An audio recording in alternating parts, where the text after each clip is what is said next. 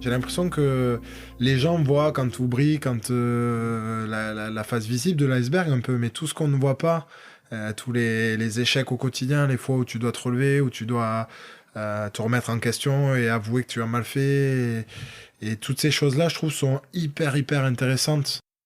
Vous reconnaissez cette voix? C'est celle d'un homme qui a su se forger dans la difficulté. Je suis Johan Zuckmeyer et vous écoutez La Cravate, le podcast de Rugby Mercato. La Cravate, c'est le podcast rugby où on prend le temps de discuter avec des personnalités extraordinaires.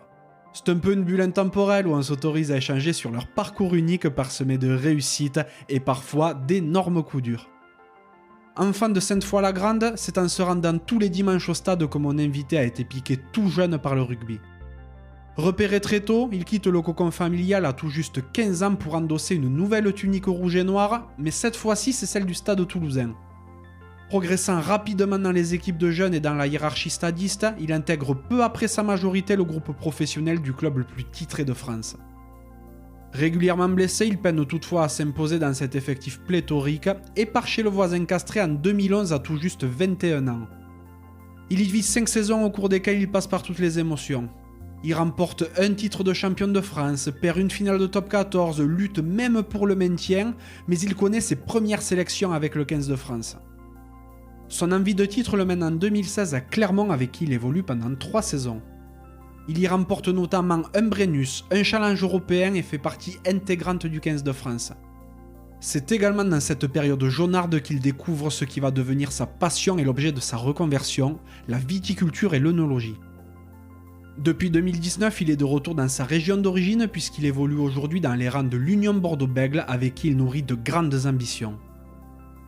Ce n'est plus la peine d'en faire mystère, j'ai passé un moment avec Rémi Lamera. Très proche de sa famille et de ses amis, Rémi a retrouvé en Gironde l'équilibre parfait entre sa vie sportive, privée et celle qui deviendra la sienne après sa carrière de joueur dans la production viticole. Je suis vraiment ravi d'avoir passé ce moment avec Rémi qui est un homme de la terre, un homme de valeur. J'ai aussi adoré sa personnalité super simple au regard de sa magnifique carrière. Si ce podcast vous plaît, n'hésitez pas à le noter 5 sur 5 sur Apple Podcast ou la plateforme de votre choix, à laisser un commentaire sympa et à le partager autour de vous. Ça fait super plaisir et ça aiderait vraiment La Cravate à se faire reconnaître. Trêve de bavardage et place à la conversation. Salut Rémi. Salut Johan, Comment salut vas-tu? à tous. Ouais, ça va très bien, merci. Ouais. Ça va, ouais. Super, ben merci beaucoup de me recevoir chez toi à Bordeaux. D'ailleurs aujourd'hui tu viens de fêter l'anniversaire de ton petit Pablo. C'est ça, ouais. Alors, sa date d'anniversaire, c'était hier. Mais aujourd'hui, donc jour férié, on a profité d'avoir un peu plus de temps pour faire un petit repas. La famille a bravé un peu l'interdit en venant alors qu'il y a confinement. Mais on a pris bien sûr toutes les mesures de sécurité. Et puis, on était moins de 6 personnes, etc. Mais il avait papier et mamie avec lui pour fêter ça à midi. Donc, c'était plutôt cool. C'est trop bien. Et je précise aussi qu'on a pris toutes les mesures également Exact. de notre côté. Merci également à nos potes en commun qui nous ont mis en relation, donc Christo Poulain et Romain Lafitte. Merci beaucoup les gars. Une grosse bise aux deux. Ouais, tout à fait. Ils ont joué les entremetteurs de luxe, donc c'est top. Donc c'est vrai qu'on connaît tous Rémi Lamera, le superbe centre international qui a éclos d'abord au stade toulousain, mais qui a également marqué de son empreinte le CO, l'ASM et maintenant l'UBB. Mais moi, ce que je me demande, c'est de quoi rêvait le petit Rémi? Ouais. J'ai eu beaucoup de rêves comme beaucoup de gamins. C'est passé du camion de pompier au cycliste parce qu'il fut un temps où habitant à la campagne petit et on avait pas mal de liberté. Avec les copains, on prenait le vélo et on roulait des kilomètres et des kilomètres par jour. Je suis le Tour de France, donc à un moment c'était cycliste et puis après ça a été un peu plus axé sport collectif, donc le foot et le rugby. Mais jamais dans l'idée de me dire mon rêve ce serait de faire de ma passion mon métier plus tard. Et c'est vrai qu'arrivé un petit peu à l'âge adulte, c'est devenu un rêve plutôt concret et j'ai eu la chance grâce à beaucoup de facteurs de réaliser ce rêve et j'en suis très heureux aujourd'hui. Là, tu m'étonnes. T'étais quel genre de gamin? J'étais un gamin assez caractériel, assez capricieux. Je me souviens beaucoup des mauvais côtés que j'avais avec le recul, parce qu'évoluant avec l'âge et puis me remettant en question à l'âge adulte un petit peu sur mon caractère, c'est vrai que j'ai tendance à voir que les mauvais côtés que j'avais petit. Mais quand je vois les amis d'enfance qui sont restés toujours fidèle, je me dis que c'est que je devais avoir quand même quelques côtés sympathiques, mais voilà, j'étais quand même assez engagé, assez capricieux dans ce que je faisais, et parfois ça pouvait avoir du mauvais sur mon comportement. Ouais, bon, après, ça a dû te servir aussi pour la suite, je suppose. Ouais, exactement, puisque c'est des choses que je voulais pas reproduire plus tard. Mhm. Et donc forcément, c'est comme dans la vie, quand tu te trompes, eh ben, t'as pas envie de refaire les mêmes erreurs, et c'est un petit peu ce côté-là que j'avais en grandissant sur mon comportement, ouais, essayer de ce qui m'avait marqué négativement de plus le reproduire par la suite. Ouais, bien sûr. Du coup, t'as fait quoi à l'école? Des conneries. Ouais. J'en ai fait pas mal. Non, à l'école, je me suis fait surtout de très bons copains. J'étais un garçon très curieux, très pas studieux, parce que quand t'es petit, c'est pas le terme, mais très curieux. Mhm. Donc j'ai appris à lire très tôt, ce qui m'a permis de sauter une classe en CP, donc je suis passé directement en CE1. J'ai toujours gardé cette année plus ou moins d'avance qui m'a permis d'avoir le bac, un bac économique et social avec un an d'avance. Ça m'a pas servi par la suite, puisque j'ai rattrapé mon retard vite fait, bien fait après le bac, et à me chercher un petit peu à la fac sur ce que j'avais envie d'étudier. Mais ça prouvait que voilà, j'étais un garçon plutôt curieux et assez assidu quand j'avais envie d'apprendre quelque chose. Et ça c'était quand même un côté assez sympa que m'avaient inculqué mes parents et mes grands-parents. Et voilà, à l'école, le chemin classique, maternelle, primaire, collège à Sainte-Foy-la-Grande, mon petit village. Et puis après, un petit peu déraciné par le rugby, je suis parti au lycée à Blagnac, à côté de Toulouse. Et puis voilà, ça a suivi son cours en prenant un peu moins de temps que certains autres élèves, puisque le rugby à cette époque-là prenait beaucoup de temps dans ma vie, et pour arriver à en faire mon métier après. Mhm. T'as fait le Pôle Espoir à Jolimont? Alors j'ai fait 1 an de Pôle Espoir, au lieu de 3 à l'époque sur les cursus normaux. La première année, je postulais à celui de Talence, venant de Sainte-Foy-la-Grande, donc j'ai été muté entre guillemets à Toulouse, donc je pouvais pas postuler au Pôle Espoir de Jolimont. J'y suis rentré la 2e année. Et ma 3e année, j'étais déjà à l'université, donc c'était pas compatible. Donc je suis rentré à ce moment-là au centre de formation du Stade Toulousain, qui était une très belle équivalence au Pôle Espoir. Donc voilà, mais j'ai eu la chance de partager 1 an à Jolimont avec de très belles générations et avec de très bons joueurs, et beaucoup sont encore des amis aujourd'hui. Ouais, bon, on en discutera tout à l'heure de ça, mais tu viens d'une famille rugby? Ouais, rugby, sportive en général. D'accord. Rugby, mon père y a joué, ma mère au handball, ouais. Ok. Ouais. D'accord. Et du coup, t'as des frères et sœurs qui jouent au rugby aussi ou pas? Ouais, j'ai un petit frère qui fait le double de moi. Ouais. Donc Nico qui a joué à haut niveau aussi, puisqu'il a été recruté par le Stade Toulousain en cadet. D'accord. On a un petit peu le même parcours. Il est parti de la maison à 15 ans.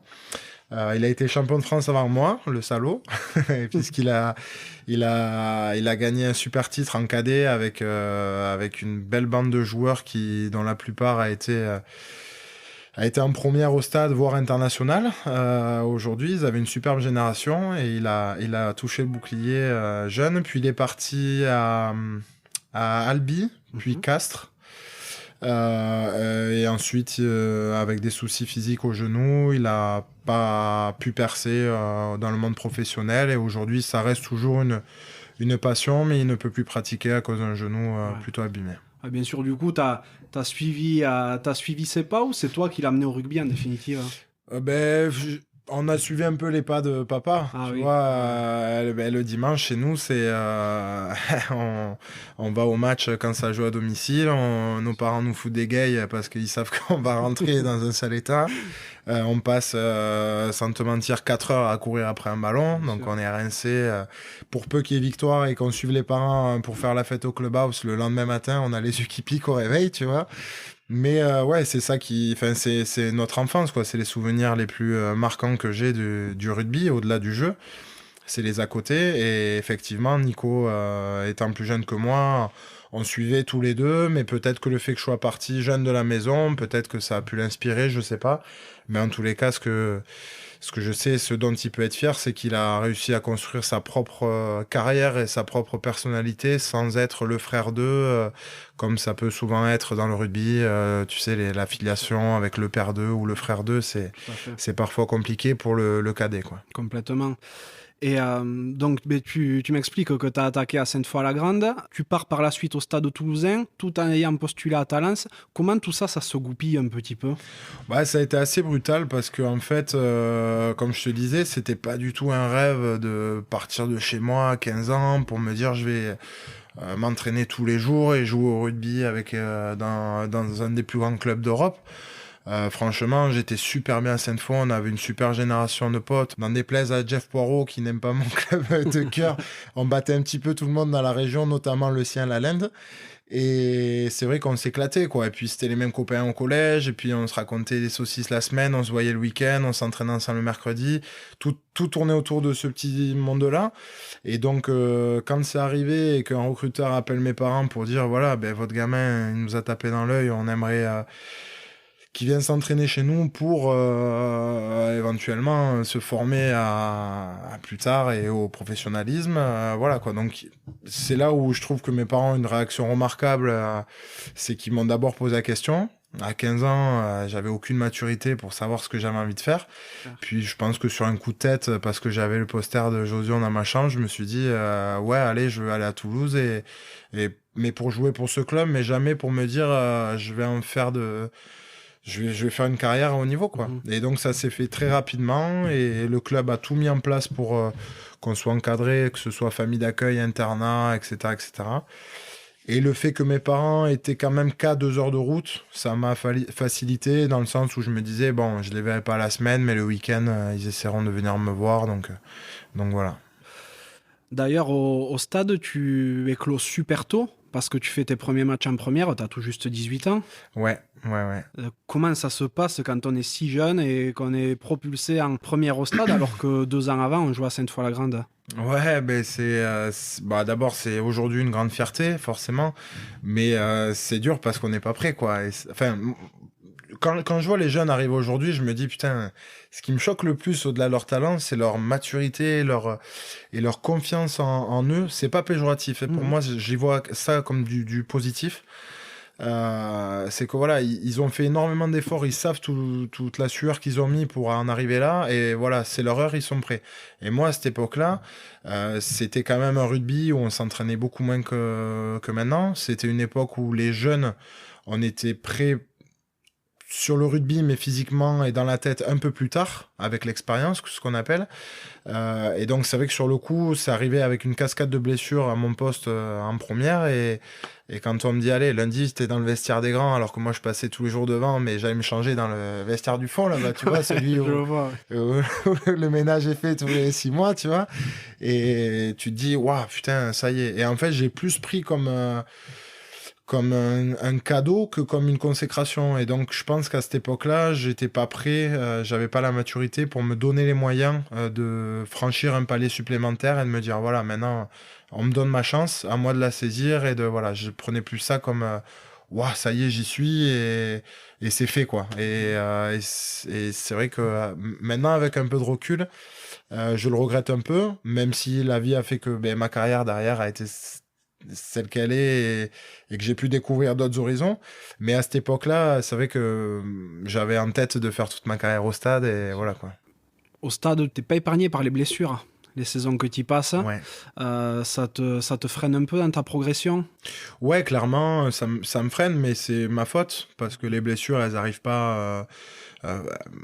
Parfois, malheureusement, elles arrivent, tu sais pas comment. Maintenant que je commence à connaître mon corps et que je vois comment il faut s'entraîner pour être au top niveau physiquement, je sais qu'à cette époque-là, justement, je te parlais de maturité, je n'avais pas la maturité pour me donner les moyens physiques d'y arriver. Donc forcément, je m'entraînais comme un pro, mais je n'avais pas le comportement d'un pro. Je travaillais pas plus que les autres. Je ne mettais pas en exergue mes points faibles, tu vois, Je faisais très peu attention aux préventions de blessures, l'hygiène de vie c'était pas top, mais bon t'es jeune donc ça passe, la récup n'en parlons pas, donc voilà. Et si tu veux, ces blessures-là, ben, c'est ma faute et ces échecs-là m'ont permis, quand je me suis retrouvé un peu plus tard à Castres, après une deuxième grosse blessure où bon ben là j'étais vraiment au pied du mur et que si ça passait pas derrière, ben pour moi c'était fini. Je me suis clairement dit bon mais qu'est-ce que j'ai mal fait? Et ces blessures m'ont vraiment aidé à passer un cap de maturité là-dessus. Donc, quelque part, c'était un mauvais moment à vivre sur le coup, mais je suis content aujourd'hui de l'avoir vécu parce que sinon, on ne serait pas là tous les deux à discuter. Oh, peut-être qu'on y serait quand même, hein, On sait-on y jamais. serait, ouais, mais il n'y aurait pas de micro et on serait au comptoir, mais pas parler rugby, quoi. Et d'ailleurs, quand tu parles des blessures que tu as eues, c'est pas n'importe quoi, tu te pètes les croisés. Ouais, je me pète les croisés donc au stade en 2011. Ouais. J'avais déjà signé à Castres un pré-contrat.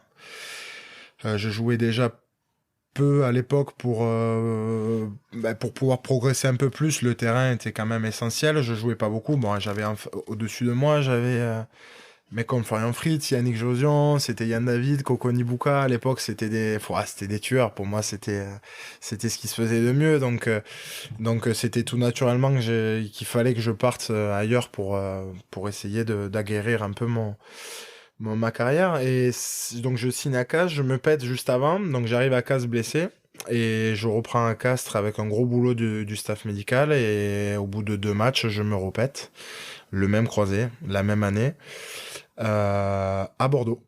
Sur le stade sur lequel aujourd'hui je m'entraîne tous les jours, tu vois le Sado un peu.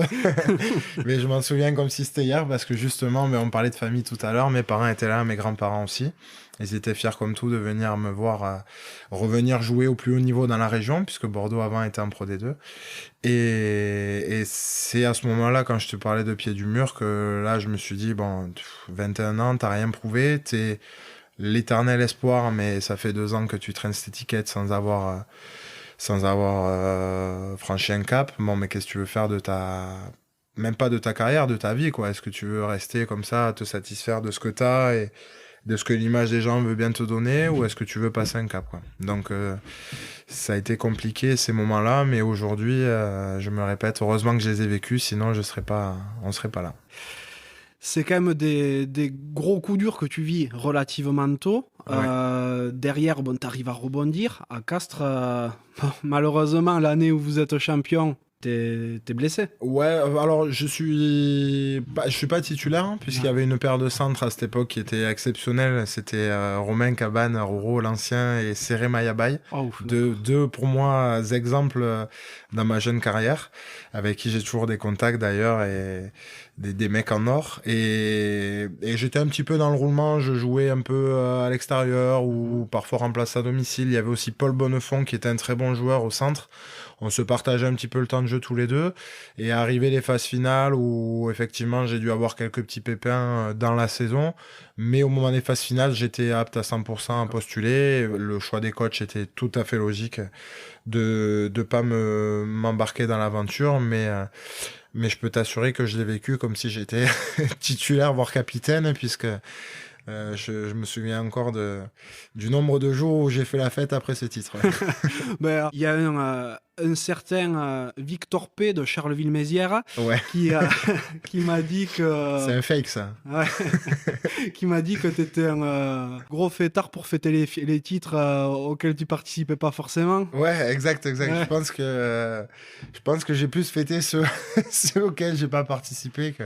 Non, tous ont eu un gros écho derrière, puisque c'est quand même la consécration. Mais c'est vrai qu'à cette époque-là, j'étais plus jeune et bah, tu te crois le roi du monde, quoi. Même si t'étais pas sur le terrain, tu vois ce bouclier à côté de toi, tu te dis, putain, on en a acheté toute l'année, ça y est, on l'a, donc on est le roi du monde, quoi. C'est clair. Bon, là, juste pour expliquer un petit peu aux auditeurs, Victor P, dont je parle, c'est un super ami à toi, c'est Victor Paquet. Ouais. Qui est passé par le Stade, qui a joué un petit peu en une, qui est passé ensuite par Angoulême, Rennes. Et à Angoulême, il m'a raconté que l'année où ils sont champions de Fédéral 2, Toi, tu viens d'obtenir tes premières sélections avec l'équipe de France, Ouais, c'est alors vrai. que tu es à Castres, et Ouais. tu reviens en France et tu fêtes le titre avec eux comme si tu avais joué. Ouais, grave, c'est ça. Ouais. Je rentre d'Australie, décalage horaire et tout, vacances. Victor, un de mes meilleurs amis, enfin, un de mes 3 vraiment meilleurs amis et champion de France. Je sais tous les sacrifices qu'il a fait et toutes les galères qu'il a un peu connues alors qu'il aurait pu avoir une carrière exceptionnelle à haut niveau. Et donc je me dis, putain, c'est le moment d'aller vivre ça avec lui, quoi. C'est mon frérot, j'y vais. Et voilà, je débarque à Angoulême avec Victor et Baptiste Gay aussi, que je connais très bien. Et à l'occasion de fêter le titre avec eux, et c'est des super souvenirs. On m'a raconté que c'était un peu fou cette semaine-là. Ouais, c'était pas mal. On n'a pas beaucoup dormi. Et donc, pour en revenir à ta période castraise, c'est donc là que tu vis tes premières sélections, celles dont on vient de parler. Et par la suite, donc, tu files du côté de Clermont. Ouais, un peu plus tard, parce que du coup, j'ai la chance de partir en Australie en 2014 et je signe à Clermont en 2016, donc 2 ans plus tard. Ok, donc tu vois, tu fais quand même deux années à Castres après, Ouais. après tes premières sélections. C'est ça, ouais, où au final, j'ai bien fait de rester à Castres parce que j'ai connu du bon, du très bon et du très mauvais. Lors de mes 5 passages là-bas, j'ai eu l'occasion de connaître un groupe titré, de repartir en finale l'année d'après. Malheureusement, celle que je joue, celle qu'on perd. Peut-être qu'il y a une coïncidence. L'année d'après, jouer le maintien jusqu'à l'avant-dernière journée. Saison galère avec voilà des moments où des petites embrouilles dans le groupe, enfin des petites choses où on est tous un peu sous tension et on n'y arrive pas, mais un dénouement exceptionnel avec une victoire bonifiée à domicile contre Brive, et là ça y est, on est maintenu. Donc là je peux t'assurer que la soirée ça valait un titre, hein, parce que c'était exceptionnel. Et derrière, l'arrivée de Christophe pour ma dernière année, Christophe avec Fred Charrier notamment aussi, qui est à Bordeaux avec nous aujourd'hui, et qui reconstruit petit à petit, et où on goûte aux phases finales, puisqu'on va perdre en quart de finale à Montpellier. Donc tu vois, ça a fait un peu les montagnes russes. C'est quelque chose d'assez exceptionnel dans la carrière d'un joueur de connaître un peu tout ça. Notamment le mauvais, encore une fois, j'en reviens aux blessures, mais tu vois, de connaître le maintien... même si le dénouement était exceptionnel, de voir un peu la descente aux enfers tout au long de la saison, mais ça sert de leçon un petit peu après par la suite. Et quand on parle d'expérience de groupe ou de joueurs, ça fait partie aussi des choses que je pense aujourd'hui avoir dans mon bagage mental. Puis c'est de là que je décide de partir à Clermont, parce que j'avais réellement envie de vivre un titre sur le terrain. Et pour moi, c'était ou à Castres ou à Clermont. Je voulais pas aller dans un autre club qui m'aurait peut-être pas correspondu au niveau des valeurs. Et ça a été dur de faire un choix. Je me souviens, j'avais une deadline jusqu'au vendredi soir. Ouais. Et mon agent m'appelle le vendredi à 18h qui me dit, on fait quoi? Faut y aller, il faut se décider. Et je lui dis, allez, je me lance et voilà. Et donc c'est comme ça que je signe là-bas. C'est fou ce que tu racontes quand même, parce que t'as 20 ans, tu t'es déjà pété 2 fois les genoux, gravement. Derrière, tu passes tes saisons à Castres où tu vis un titre, une finale, quasiment une relégation, enfin une lutte pour le maintien jusqu'à la fin. Et là, t'as même pas 26 ans encore. Ouais, c'est ça. Ouais, c'est vrai. Et j'ai pas beaucoup joué au final, parce que tu vois, jusqu'à 23 ans, je suis dans le truc, mais ma première saison réellement complète, c'est 23-24, tu vois, l'année justement où on repart en finale, où je joue beaucoup quand même cette année-là. Et donc, au final, j'ai eu la chance de faire partie de groupes qui ont eu des expériences diverses et variées. Et moi, en étant un acteur de l'intérieur, ça m'a permis d'emmagasiner tout ça, ouais. Le fait de partir à Clermont par la suite, ça t'offre la chance de gagner des titres, donc, comme tu le dis. Ouais. L'expérience clermontoise, qu'est-ce que tu en as pensé? Comment tu l'as senti? Ouais, ça a été génial. Ouais. Ça a été génial. J'étais très fier et très flatté qu'un club comme Clermont m'ait ciblé en priorité sur un poste où il perdait à l'époque Jonathan Davis, qui était quand même un référent en France à ce poste-là. On était plusieurs centres en fin de contrat, etc. Mais j'avais eu des relations très transparentes et franches avec avec Franck Azema et Jean-Marc Larmé notamment à l'époque, qui était recruteur. Et donc j'étais très flatté, très fier, mais quelque part un petit peu peureux de me dire c'est pas fait pour moi, c'est un grand club, c'est très rugby, peut-être pas assez humain. Enfin, cette image un peu comme tous les gens de l'extérieur de Clermont, qui est complètement erronée, parce que c'est des choses qui restent peut-être un peu plus en catimini que dans d'autres clubs. C'est peut-être un club un peu moins m'as-tu vu, mais c'est un club qui a des valeurs humaines et familiales quand même assez transcendantes pour un grand club. Et donc j'étais vraiment partagé, et c'est pour ça que j'ai hésité longtemps, parce que j'étais très bien à Castres, mais vraiment bien. Je pense que si je re-signe à Castres, je finis ma carrière là-bas. Mais partagé aussi avec l'idée de me dire le rugby t'offre cette chance aussi de pouvoir découvrir d'autres horizons, de pouvoir te tester dans un grand club, de peut-être te faire passer un palier dans ta carrière, ou un palier en moins, parce que si je cirais le banc là-bas, la Meura, tu finis un peu aux oubliettes. Donc j'étais un peu peureux, et au final je regrette pas du tout d'avoir fait ce choix, au-delà du sportif, parce que humainement je me suis fait encore plus de potes. J'ai découvert une façon de travailler qui pour moi est grandiose, et qui est la clé des succès qu'on a pu avoir là-bas. Et puis j'ai surtout découvert une atmosphère autour d'un club qui est assez exceptionnelle. Pour moi, le rugby, c'est un peu péjoratif, mais le rugby, c'est sud-ouest, tu vois. C'est cette image de la carte de la France où tu as la frontière qui dépasse pas... la Garonne. Voilà, ça va à Toulouse, hop, ça redescend, et le rugby, c'est là, et le reste, c'est... Et alors qu'au final, tu vois, Clermont, c'est une ville qui respire jaune et bleu, quoi. C'est un truc de fou, c'est...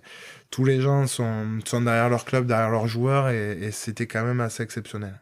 C'est vrai que Clermont, c'est un club spécial pour ça, la ville de Michelin. En plus, tout a rapport avec cette famille-là, et le rugby derrière est construit autour, donc ça doit être... C'est ça. Et puis tu pars quand même tu pars d'un constat que la création du club, historiquement, a été actée pour donner du plaisir aux ouvriers Michelin.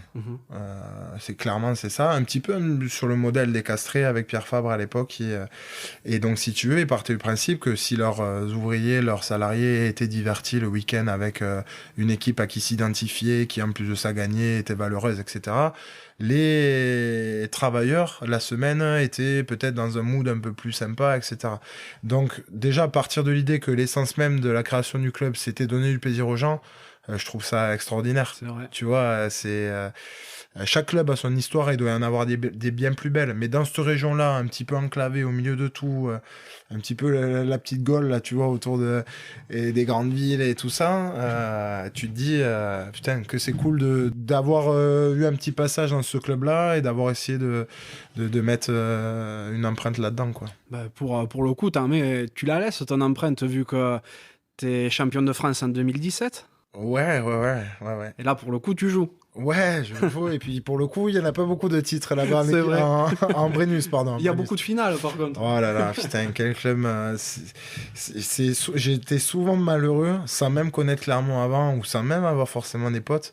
Mais j'ai été souvent malheureux de voir cette équipe échouer en finale, notamment à l'époque tu vois, j'ai eu la chance de connaître Aurélien Rougerie et David Zerakashvili, qui sont pour moi des personnages vraiment que j'aurais aimé connaître en dehors du rugby même, tu vois, et tu vois, je me souviens de ces mecs-là tristes en 2009-2008, je crois, où ils perdent pas mal de finales d'affilée avant d'enfin avoir le Graal en 2010, et c'est vrai que quand tu signes là-bas, tu te dis, waouh, putain.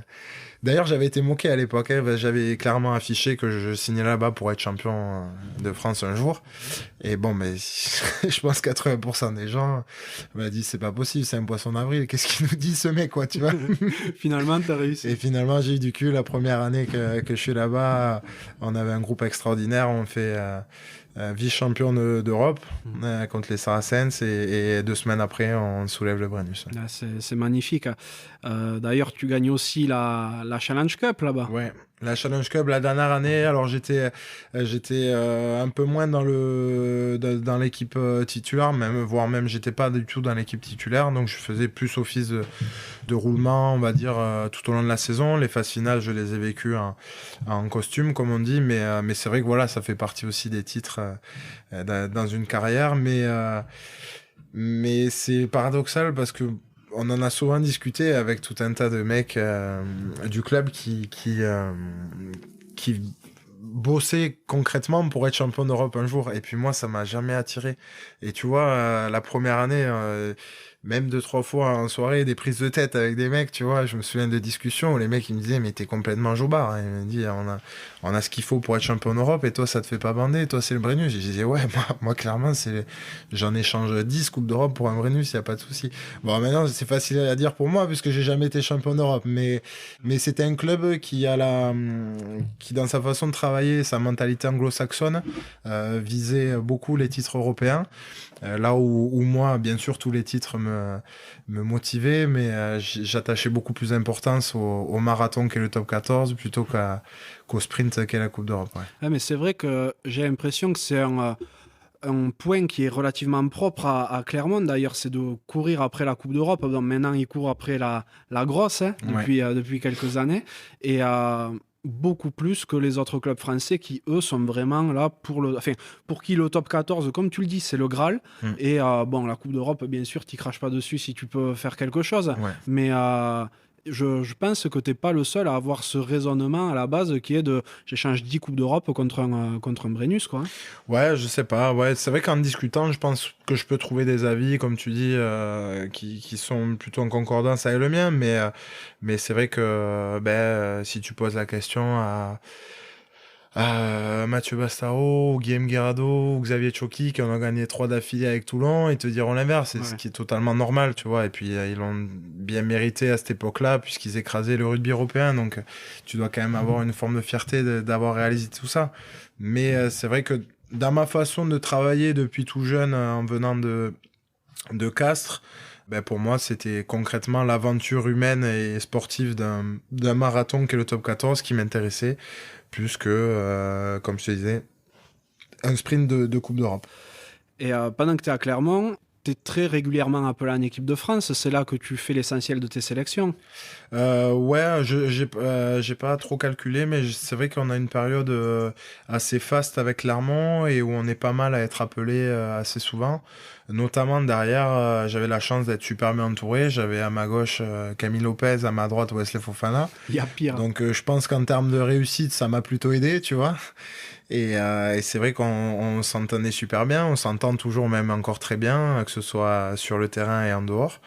Et effectivement, à cette époque-là, je sais plus, ça a dû changer de sélectionneur entre-temps, mais les sélectionneurs qui étaient là à la tête de l'équipe de France à cette époque-là misaient pas mal sur nous derrière, quoi. Donc il n'y avait pas que nous, bien sûr, mais le fait qu'en club on travaille toujours ensemble, qu'on ait nos automatismes ensemble, je pense que ça nous a pas mal aidé pour avoir quelques sélections à cette époque-là.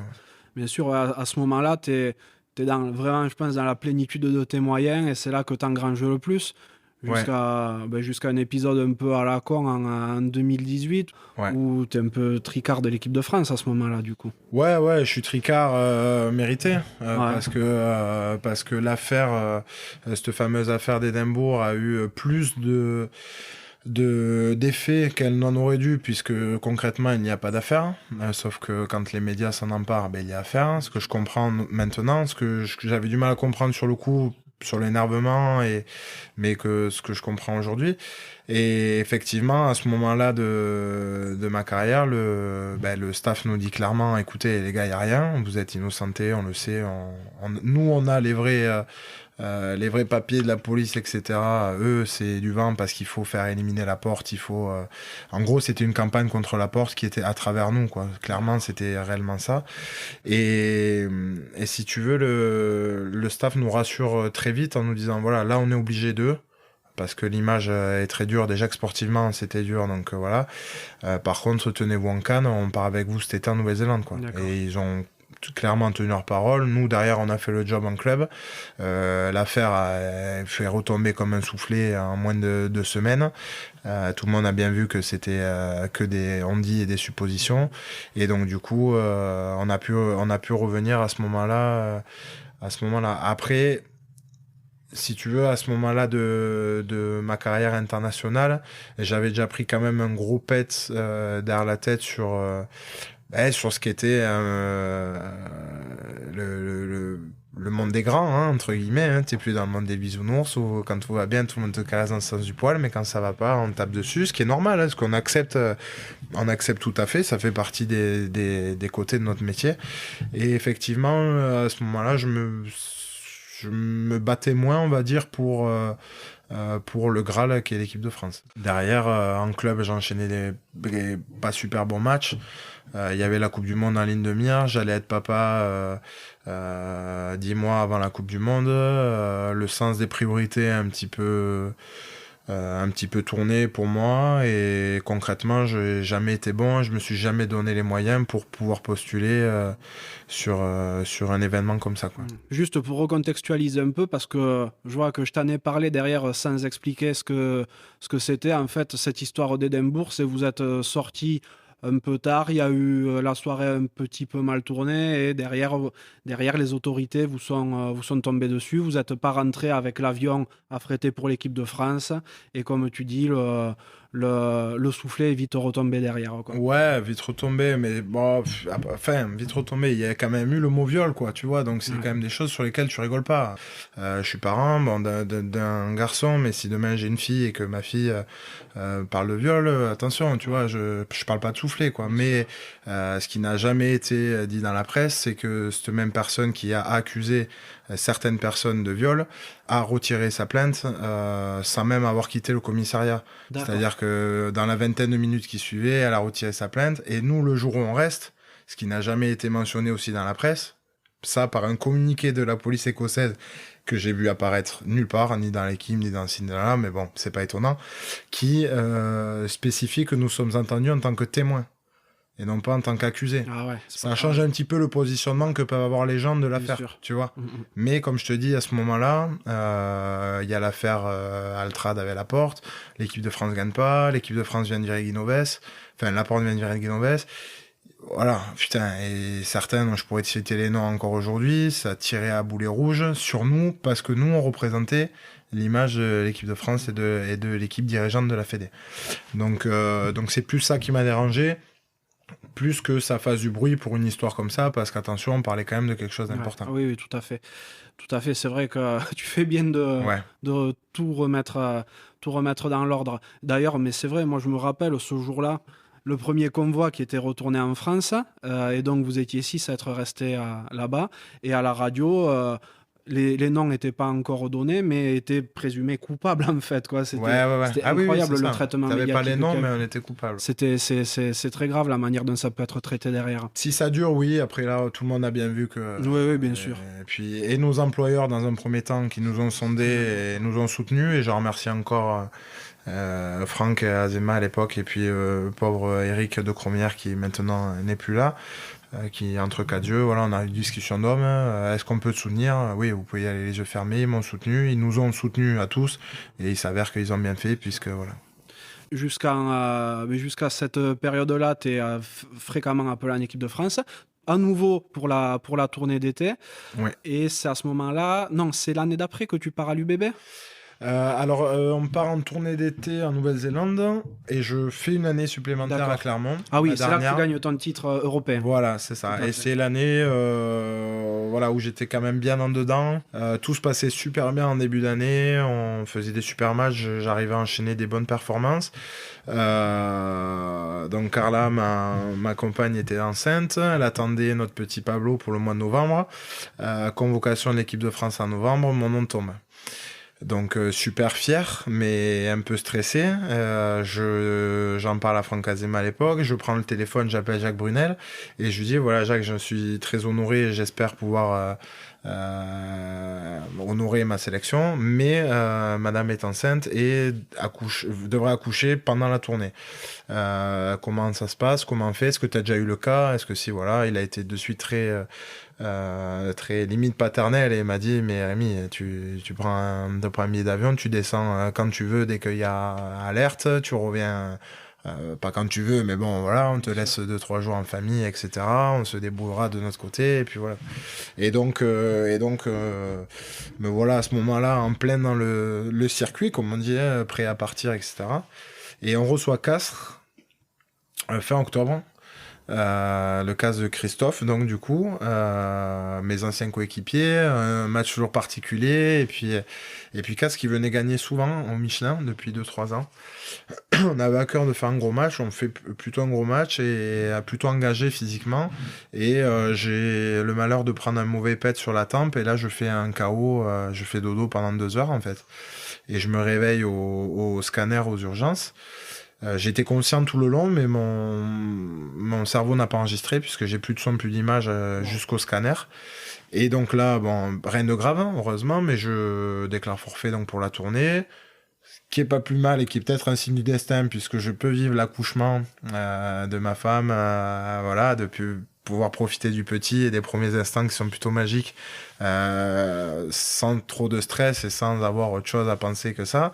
Et à partir de là, clairement, je dis au revoir à tout ça, puisque derrière, j'ai jamais réussi à retrouver le niveau qui était le mien à ce moment-là, quoi.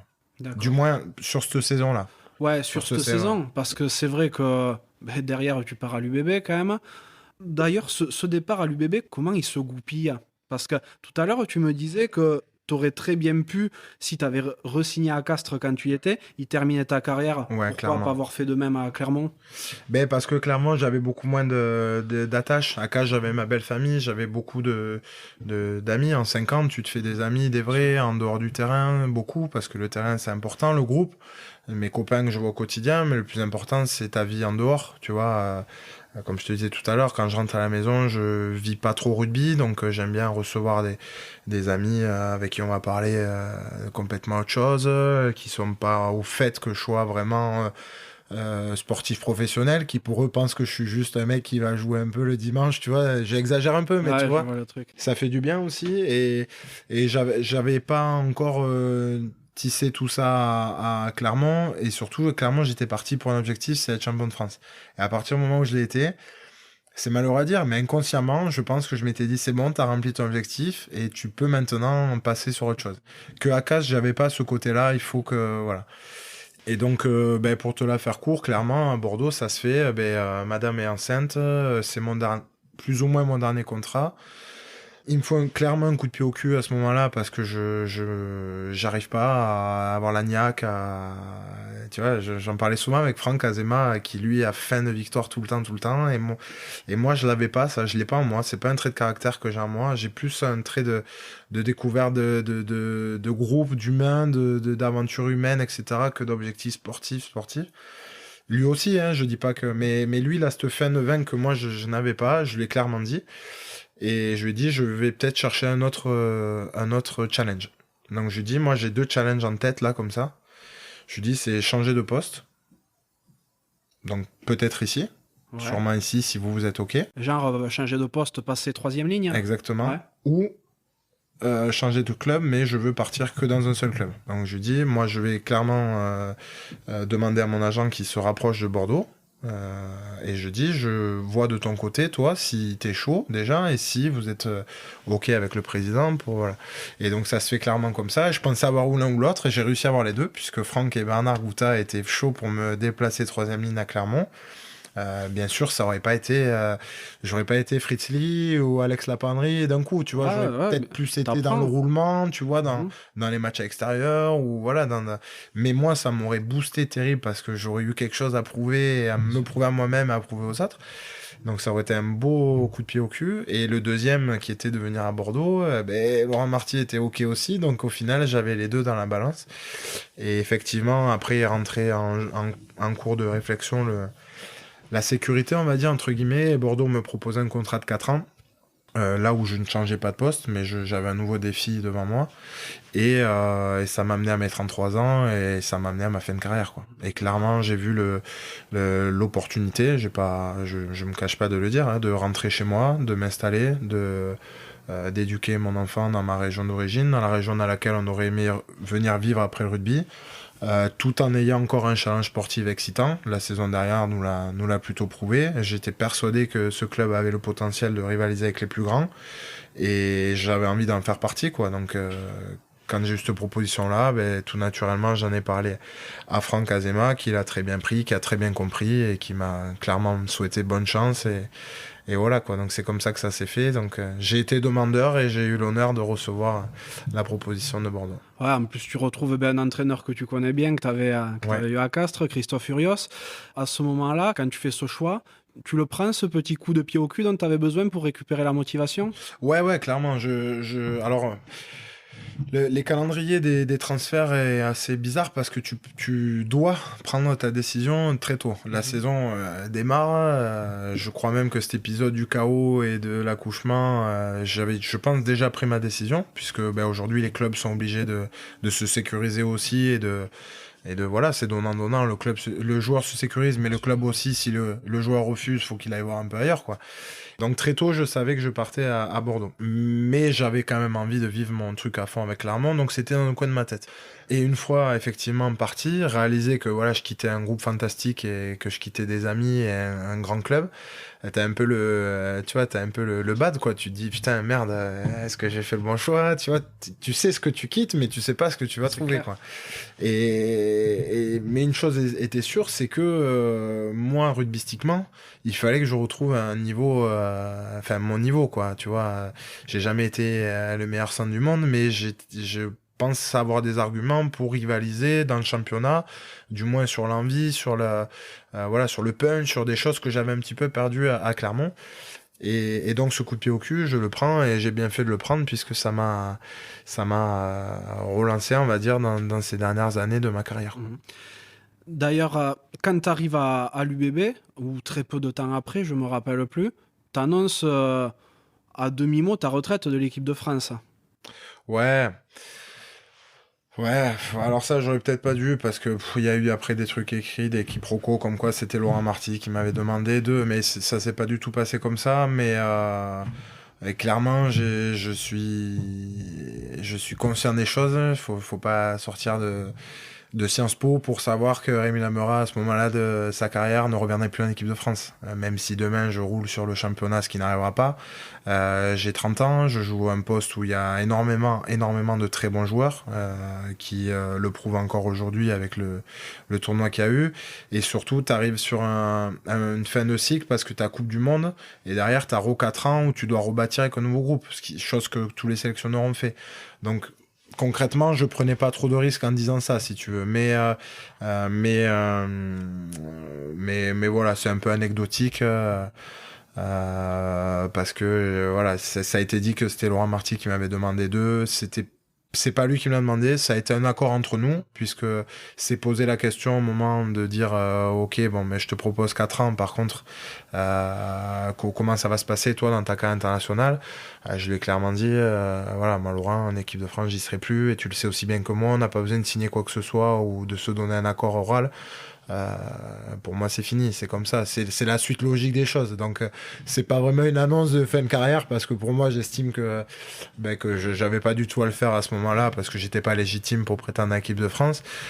C'était simplement une suite logique des événements. Mais tu vois, un gars comme Sofiane Guitoun, il a été rappelé à 30 ans après des années où il a pu être en équipe de France. Ouais, c'est vrai. Moi, je me questionne, avec mon questionnement d'observateur amateur, tu vois. Depuis quelque temps, on se retrouve avec des jeunes joueurs, parce que tu le veuilles ou non, tu as 30 ans, tu es encore un jeune joueur. Des jeunes joueurs comme toi, comme Jefferson Poirot, comme Sébastien Vermaina, qui annoncent leur retraite internationale quand même jeune. Est-ce que c'est le fait d'avoir peut-être été dans le très haut niveau aussi tôt qui fait qu'on perd la motive pour l'équipe de France? Est-ce que ça représente plus le Graal?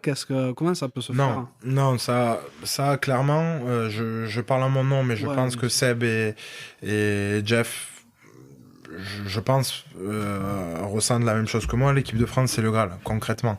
Le mec qui dit le contraire, je pense qu'il n'est pas tout à fait honnête avec lui-même. Sauf que le Graal, dans ta vie de sportif. Oui, bien sûr. Aujourd'hui, on est sportif, mais les gens... Alors, ça va pas plaire à tout le monde ce que je dis, mais je vais dire les choses comme je pense. Aujourd'hui, on est sportif, professionnel, on gagne très bien notre vie, on a la chance de faire du sport et d'en vivre. Ça donne pas droit à tout, parce que derrière, on est des humains. Moi, demain, je suis un homme, je suis un père de famille, je suis un compagnon, je suis un fils, je suis un ami, je suis un voisin, je suis pas que le mec qui fout le short et les crampons tous les samedis, tu vois. Et si tu veux, sous prétexte que c'est quelque chose d'exceptionnel ce qu'on vit, qui est totalement vrai, on devrait être obligé de toujours faire comme les gens ont envie qu'on fasse. Alors que non, enfin, clairement, je pense Jeff, j'en ai pas totalement discuté avec lui, mais je comprends tout à fait son choix. Jeff a fait partie d'une génération où l'équipe de France a toujours été un Graal, mais a connu plus souvent la défaite que la victoire. Aujourd'hui, il arrive à un moment où c'est encore si ce n'est le meilleur pilier gauche du championnat, mais concurrencé par d'autres aussi excellents joueurs, et sur les choix du sélectionneur pour le moment dans le truc. Il n'a pas envie d'autant donner qu'avant à cette équipe de France, parce qu'en tant que père de famille avec 2 enfants à la maison, il a peut-être autre chose en tête aussi.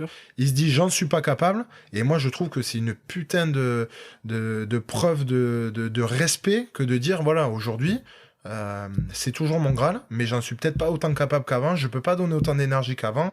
Laissez-moi tranquille. Et surtout, laissez-moi tranquille à moi et soutenez les autres. Parce que mon choix, c'est mon choix, mais arrêtez d'en parler, de critiquer et tout.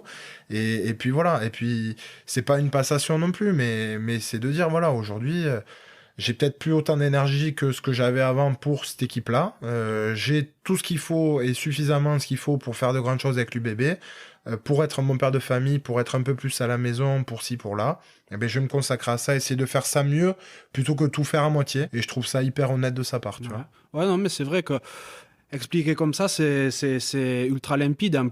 Comme on dit, aujourd'hui, il y a une réalité, mais peut-être que dans 30 ans, vous direz, putain, peut-être que si j'avais pensé autrement, mais en définitive, on voit que c'est des trucs totalement assumés. C'est ça qui est super courageux, quoi. Ouais, Jeff est quelqu'un de réfléchi, c'est pas sur un coup de tête. Je pense qu'il l'a dit parce que je l'avais lu, il avait mûri sa réflexion depuis un moment. Ce qui voulait dire aussi que c'était quelque chose de dur comme décision à prendre, hein, pour lui, sa famille. Mais ouais, c'est pas sur un coup de tête, c'est pas parce qu'il joue moins, c'est simplement un choix d'homme. Voilà, il y a le joueur et il y a l'homme, et aujourd'hui il faut respecter la choix de l'homme. Et quand j'entends des mecs dire j'avais lu qu'il fallait lui enlever le passeport, etc. Bon, après c'est des showman, c'est des mecs de médias où il faut faire un peu polémique. Je pense qu'il le pensait même pas au fond de lui, parce que c'est des mecs qui ont connu le rugby où du lundi au jeudi tu te grattais un peu la nouille et t'avais 4 matchs durs dans l'année, quoi. Non, j'exagère, mais tu vois ce que je veux dire, qui ont des carrières exceptionnelles, attention, mais c'est pas comparable avec ce qu'on vit nous aujourd'hui. Alors ils vont te sortir l'excuse, ils gagnaient pas autant d'argent, certes, c'est vrai, mais ça donne pas le droit à tout. Derrière l'argent, les contrats qu'on nous propose, on met pas le flingue sur la tente des présidents, hein, tu vois. Et eux, à leur époque, les générations d'avant disaient la même chose d'eux. Donc je pense qu'il faut quand même avoir tous, chacun un peu de recul, un peu d'équilibre dans nos propos. Et voilà, même si t'approuves pas, le choix de Jeff est un choix hyper courageux et un choix d'homme. Et aujourd'hui, faire des choix d'homme dans la société aujourd'hui, peut-être que certains pourraient s'en inspirer. Ouais.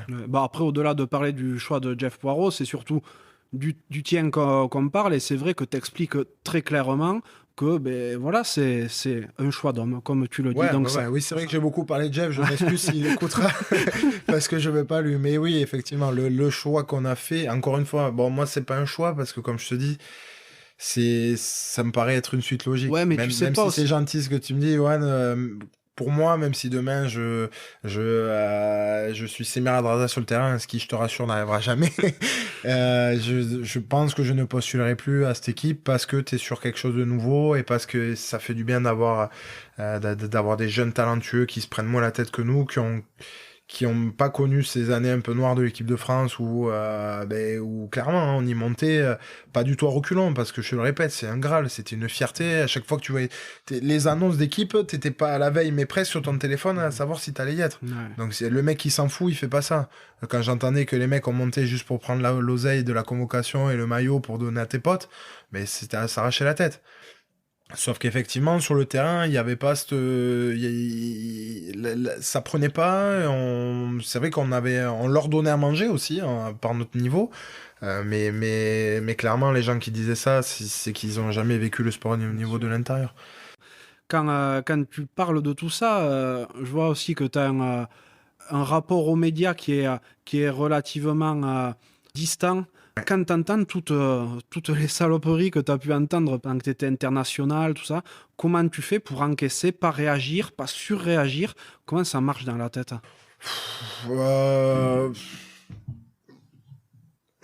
C'est vrai que les choses les plus difficiles que tu as à entendre, c'est quand tu es quand même dans la sphère internationale. Parce que c'est vrai que quand tu es en équipe de France, même si moi je m'en rendais pas forcément compte, tu représentes ton pays, quoi. Enfin, tu fais partie des 26 gonzes qui ont été élus, comme disait si bien Guy Novès, pour aller à la guerre, pour représenter ton pays.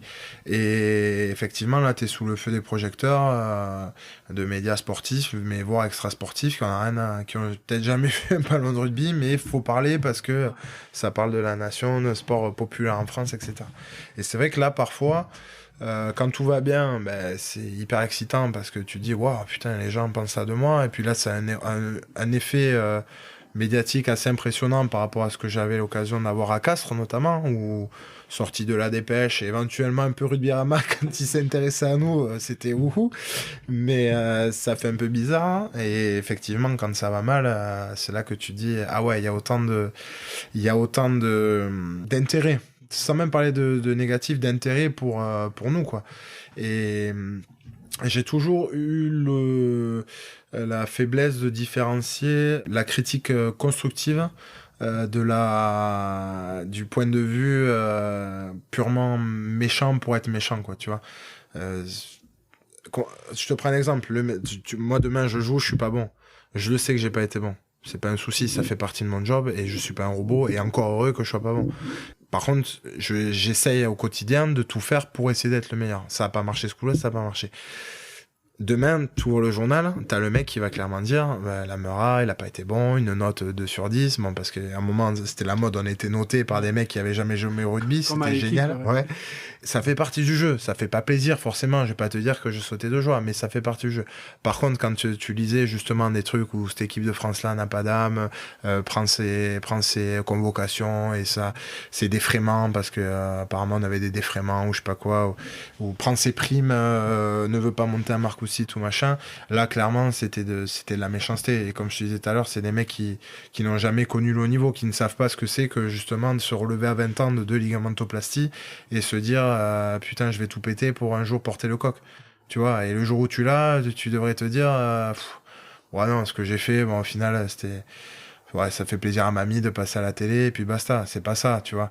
Donc si tu veux, ce rapport aux médias, il a été de suite pour ma part très vite identifiable dans les médias, la critique constructive qui est totalement acceptable et qui fait entièrement partie de notre quotidien et que tous les joueurs acceptent. Et la critique vraiment méchante et insalubre où là c'est un peu plus difficile à accepter parce que encore une fois ça touche pas que le sportif, ça touche l'homme, quoi. Et je trouve que les médias d'aujourd'hui, notamment avec ces réseaux sociaux, ces applications où il faut du clic pour vendre la pub un peu plus cher après, se permettent des choses que les journalistes d'il y a 20 ans ne faisaient pas. Même s'il devait y avoir des mecs virulents aussi. Hein. Oui, ça c'est sûr. J'admire le fait que tu puisses avoir un regard aussi extérieur et être aussi hermétique à cette critique-là, parce que moi, je vois, ne serait-ce que pour le podcast, quand je reçois une note 3/5, mais ça me met au fond pour toute la journée, tu vois. Je t'ai mis 2,5 la dernière fois, désolé. Merde. non, mais je pense que c'est un vrai travail qu'il faut mener. Je trouve ça super fort que vous y arriviez, vous, en tant que sportif de haut niveau, quoi. Mais on est forcé à y arriver. Et je rebondis là-dessus, ça n'a rien à voir, mais je pense que tu vois, une évolution dans les centres de formation notamment, ce serait de mettre en situation les jeunes là-dessus. Tu vois, aujourd'hui, je trouve que t'es trop lancé dans le grand bain, t'es prêt physiquement, t'es prêt mentalement sur le rugby, mais t'es peut-être pas prêt pour t'exprimer devant un micro. Clairement, la première bourde que tu fais, elle te reste à vie. Ah oui, c'est sûr. Alors que peut-être que si t'avais pas des cours, pas de là à ce que ce soit trop formaté, mais qu'on te file 2-3 tuyaux, tu vois, pas aseptiser non plus ton discours, mais à te dire, voilà, eux, les médias, comment ils pensent, toi, comment tu dois penser, confronte ça avec ta personnalité, et puis t'en fais ton schmilblick, mais fais attention à ça, tu vois. La gestion des réseaux sociaux, des choses comme ça qui font partie aujourd'hui du quotidien du sportif professionnel, pas que rugbyman. Et je pense que les centres de formation, alors peut-être qu'ils s'y mettent, mais je suis pas au goût du jour, mais je pense que ça devrait aider les générations futures à ce qu'il y ait un peu plus de confiance et de relations un peu plus saines entre certains médias et certains joueurs. Bien sûr.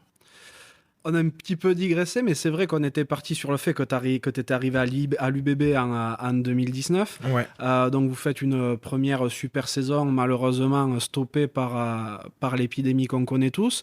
Quand tu viens à Bordeaux, t'as pas une petite idée derrière la tête pour la reconversion peut-être ?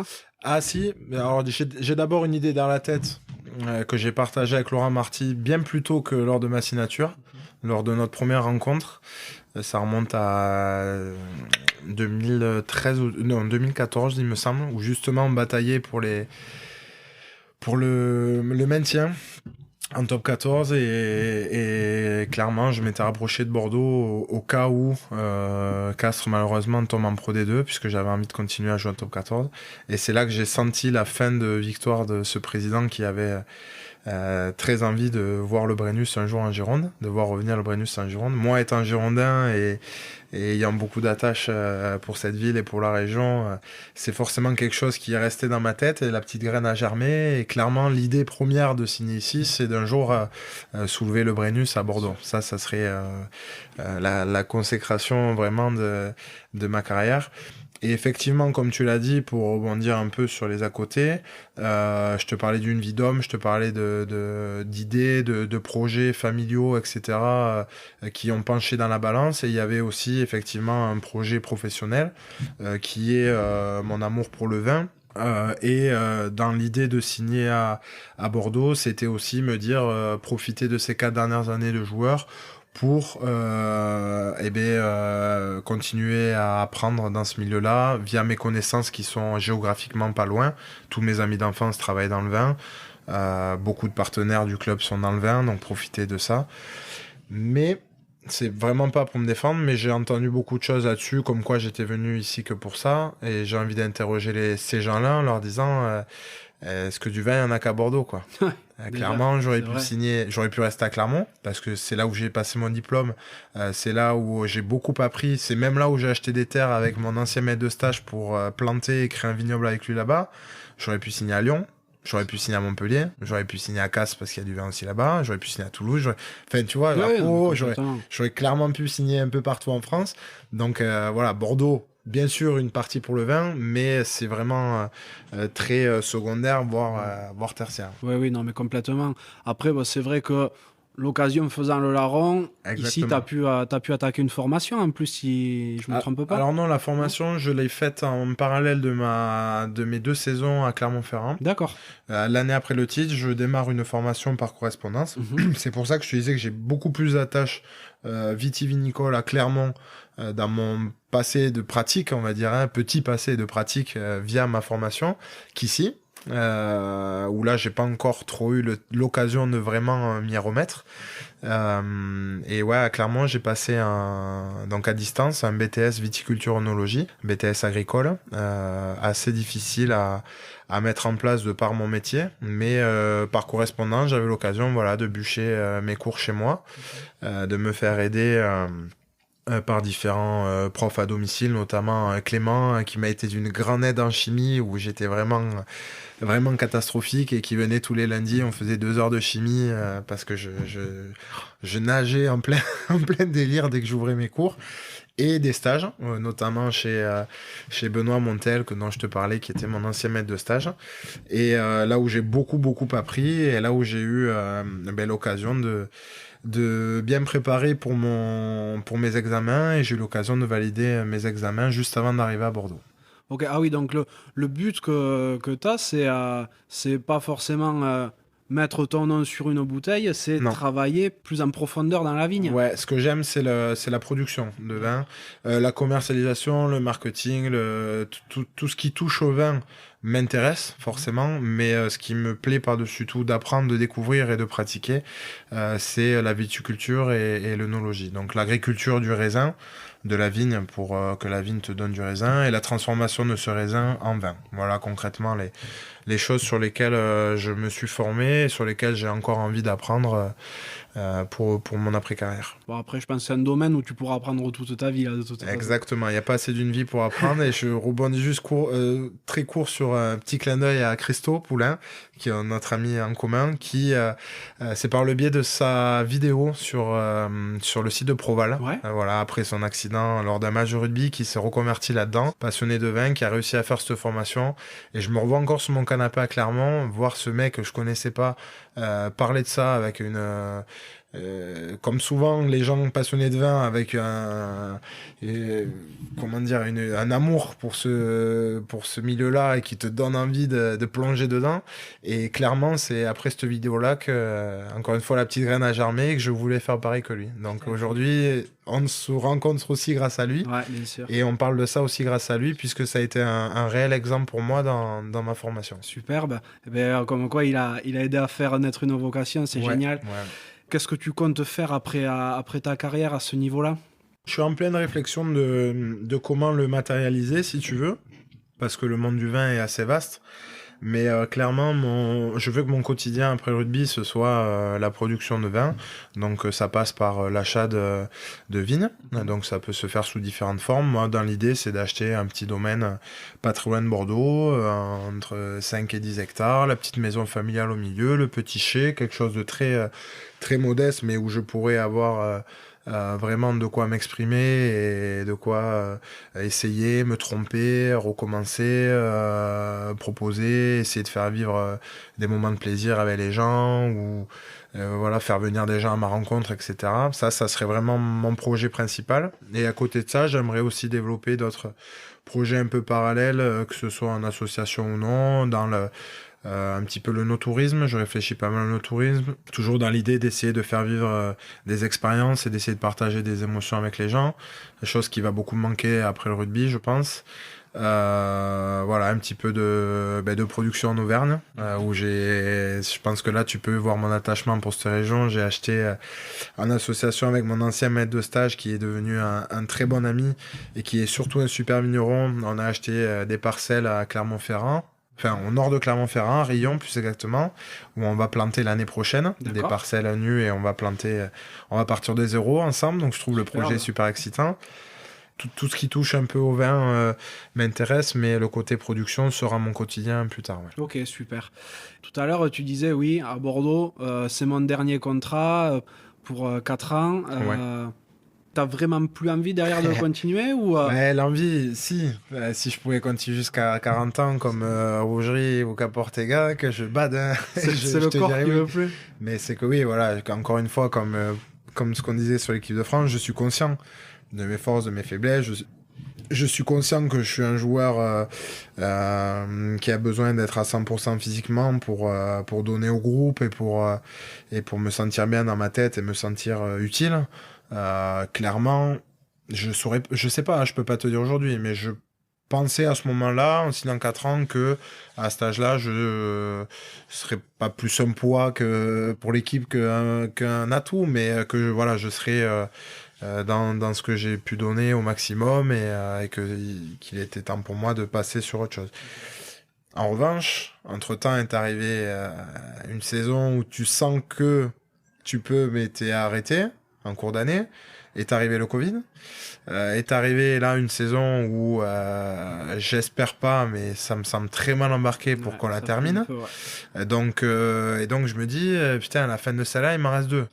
Tu vois, pas envie de partir sur la frustration, de me dire, putain, il me manque encore un truc, une expérience à vivre avec les mecs, un truc. Et donc, voilà, je m'interdis rien. Après, encore une fois, je serai pas le seul décideur. Et il y aura surtout mon corps, il y aura mon président, qui est quelqu'un qui connaît le rugby et qui aime le rugby. Et puis, voilà, il y aura le challenge proposé à ce moment-là, pour moi. Voilà. Ouais, bien sûr. Donc, en tout cas, tu t'interdis pas, quoi. Ouais, à 90% sûr. Voilà. Mais les choses évoluant comme elles évoluent, faut jamais dire jamais. Ok. Mis à part tout ce dont on a parlé, ce qui est déjà beaucoup, qu'est-ce que tu aimes faire dans la vie ? J'aime voir les gens que j'aime, donc les amis fidèles, les amis proches, la famille. J'aime passer du temps avec ma compagne et mon fils, ce qui prend beaucoup de temps, surtout à 2 ans. J'aime, ça va être un petit peu la même chose, mais j'aime tout ce qui touche au vin. Donc tu vois, par exemple, la semaine prochaine, avec Christo, on se voit. Christopher, dont on parlait, notre ami commun, travaille toujours dans le vin. Il construit, il met en place des chais avec des cuves béton pour des producteurs. Il a tout un tas de choses à m'apprendre sur ce matériau, sur la façon dont le vin évolue dedans, etc. Des choses qui m'amèneront de l'expérience pour mon futur métier. Donc, j'aime prendre de ces gens-là lors de mes jours de repos, ou alors participer un peu aux vendanges récemment, ou à quelques opérations de vinification au chai. Dégustation de temps en temps, même si forcément avec le rugby il faut faire gaffe, mais ça fait du bien aussi parfois de s'aérer la tête et surtout moi de continuer à apprendre là-dedans. Et voilà, bouquiner, réfléchir sur les projets, tu vois, un truc qui me plaît beaucoup, c'est apprendre la biodynamie. C'est un chapitre, un gros chapitre, parce que c'est immense, que je n'avais pas dans mon cursus scolaire, sur lequel j'ai beaucoup envie de me documenter, pareil pour l'expérience future et de savoir ce que je veux vraiment faire ou pas faire. Et voilà, ça tourne un peu toujours autour de la même chose. Ouais, toujours autour le vin, la famille, la base, quoi. Ouais, le vin, la famille, les amis. J'ai la chance d'avoir découvert un super groupe de mecs à Bordeaux et on se voit pas mal aussi en dehors, tu vois, avec JB Dubier, avec Alex Roumat, Nance du coin, Max, tout ça. On passe aussi des moments en dehors entre mecs, donc c'est plutôt cool aussi de passer du temps avec les amis. Ouais. Dans ta carrière ou ta vie, plus globalement, quel a été l'événement qui t'a rendu le plus fier ? Allez, je mets à part la naissance du petit Pablo parce que je suis sûr que c'est ce que tu vas me dire. Non, alors plutôt sportivement peut-être. Sportivement, le plus beau moment que j'ai vécu, de loin, c'est le titre avec Clermont en 2017. Le titre où tu montes ces fameux escaliers qui te paraissent interminables pour enfin aller mettre un coup de boule à ce putain de bouclier que tu rêves depuis des années. Mais ça, c'est clairement le plus beau souvenir de ma carrière. J'espère qu'il y en aura d'autres d'ici là, qui viendront challenger celui-là. Et le moment où je suis le plus fier, je saurais pas te dire exactement quel match c'est, mais c'est au Stade de France. Je sais plus contre qui c'est ou à quelle période de ma carrière c'est, mais je suis en ligne avec les mecs, on commence à entonner la Marseillaise et en face de nous il y a le petit carré où t'as les remplaçants, si tu veux, tu sais, assis en tribune, et puis à côté t'as les places invitées, donc on savait que nos invités étaient souvent là et t'avais l'opportunité d'inviter 2 personnes et d'acheter d'autres places en plus si tu voulais faire plaisir à des gens. Et ce jour-là il y avait mes parents au stade, quoi. Mes parents qui m'ont toujours laissé faire mes choix, ma carrière tranquille, ils m'ont toujours soutenu, mais jamais poussé à quoi que ce soit, même quand je devais partir à 15 ans, à aucun moment ils m'ont dit, tu vois, les parents relous, allez, il faut que tu tentes, ou tu vois, tout le monde va être fier de toi, on va être un peu là. Et ils m'ont laissé faire, et c'est ce qui, je pense, m'a construit et m'a donné cette personnalité que j'ai aujourd'hui. Et ce jour-là, je suis donc enlacé avec je sais plus qui est à gauche, je sais plus qui est à droite. Et je vois mes parents, j'arrive à les distinguer, debout, en train de chanter aussi la Marseillaise, tu vois. Et je repense à tous ces moments de galère, tu vois, où je suis parti tôt, où au début c'était un peu compliqué d'être à l'internat, en famille d'accueil, de moins voir les amis d'enfance, et les moments où à Castres, Toulouse et à Castres, je me pète et où là le téléphone il sonne un peu moins, tu vois, c'est pas méchant hein, parce que je comprends, mais le téléphone il sonne un peu moins, les amis sont un peu moins les vrais amis sont là, mais les autres amis sont un peu moins présents. Et mes parents toujours là. Et voilà, ce jour-là où je me suis dit, waouh, putain, t'es en train de vivre ça, t'es en train de leur faire vivre ça. Et c'est le moment où j'ai été le plus fier, ouais. En parlant de tes parents, justement, Victor Paquet, avec qui j'ai discuté avant qu'on se rencontre, m'a dit qu'il y avait eu un moment, alors que vous étiez en cadet, vous faisiez des phases finales, Ouais. et le match se passait, tu jouais donc avec le stade, et le match se passait à Sainte-Foy-la-Grande. Et ouais. Et il m'a parlé d'un après-match qui s'était déroulé. Ouais, à la maison, ouais. Ouais. Ouais, c'était cool. C'était un bon souvenir aussi. Ouais, on joue en cadet des phases finales contre La Rochelle. Terrain neutre, mais au même kilométrage, tu sais, pour arranger les deux Bien clubs, sûr. quoi. Et il se trouve que, Sainte-Foy-la-Grande était exactement au même kilométrage, de La Rochelle et donc, je pense qu'ils ont réussi à faire le forcing aussi un peu pour avoir le match là-bas. Donc, je remercie les organisateurs et les dirigeants du Stade Foyen qui est un club vraiment superbe. Et on joue là-bas, donc moi, super moment parce que j'ai des souvenirs là, comme je te disais, des dimanches à passer la journée jouer là, c'était extraordinaire. Et surtout, on a la chance de gagner. Et après, le bus du stade s'arrête devant chez mes parents, tout le monde descend, tous les parents qui avaient fait le déplacement, tout le monde dans le jardin. Mes parents vivent à la campagne et ont un bon bout de terrain derrière, et voilà, tout le monde derrière à l'apéro, tous les gamins à la piscine, à courir partout et tout. Et ça, c'est des bons moments, des moments qui restent, je pense, dans une vie de groupe, quoi. Ça doit être génial en plus, parce qu'il n'y avait pas longtemps que tu en étais parti de Sainte-Foy en défi. Ouais, il y avait pas longtemps, c'était 2 ans après, hein, tu vois, 2 ans après. Victor avait déjà eu l'occasion de venir parce on a été très vite très proches. Il était lui encore plus déraciné, ses parents étaient à Charleville-Mézières, donc c'était un peu compliqué pour passer du temps en famille. J'ai eu l'occasion de monter chez eux, moi, de vivre des super moments avec eux là-haut, avec la famille Paquet.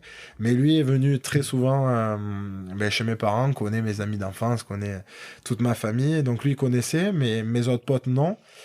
On se connaissait, mais sans trop non plus, parce que ça faisait que 2 ans qu'on jouait ensemble, tu vois. Donc on était bien copains, mais voilà. Et ça m'avait marqué parce que voilà, tu te dis, bon, mais mes potes ont vu chez moi, là où j'ai grandi, mes parents organisaient tout ça pour nous, et c'était un bon moment.